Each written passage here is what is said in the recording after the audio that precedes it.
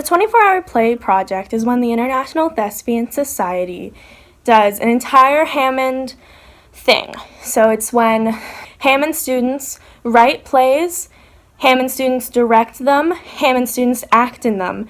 We rehearse them all in one day, record them all in one day, then we edit them, and then we will show them to you on December 3rd.